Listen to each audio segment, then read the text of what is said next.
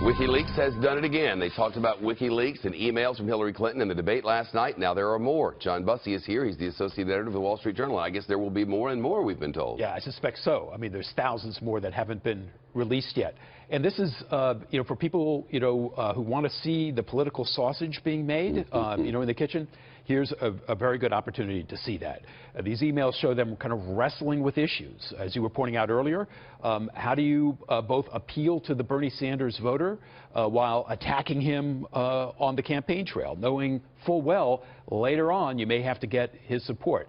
How do you deal with Bill Clinton's sex life? Those are emails back and forth on that. How do you contend with a range of other issues, including what you've said in private and what you've said in public, as the speech discussion earlier last week, unveiled that you said one thing in private, you said another thing in public. How do you justify both of those once the campaign's underway? Think what those emails regarding what she said to the big banks and a public and a private position and open global trade and open global market. Think what Bernie Sanders could have done with that, Jim. Yeah, that's right.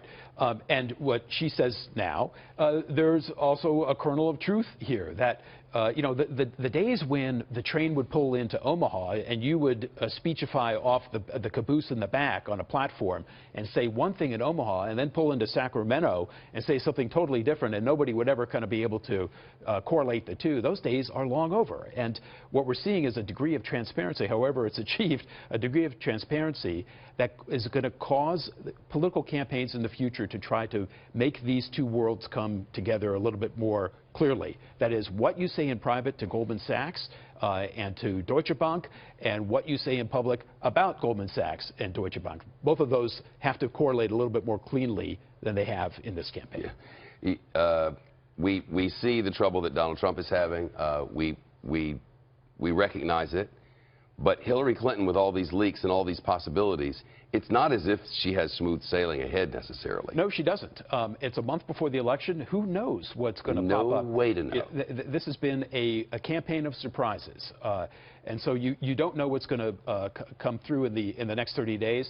If it's more of this type of internal jostling and admittedly some disconnect between the public and the private pronouncements, it may not rise above the buzz that other things are getting, such as what happened last night in the debate, one candidate saying that he wishes to jail the other, the tape from the bus. It may not penetrate that. It may be something that just kind of stays as static in this campaign.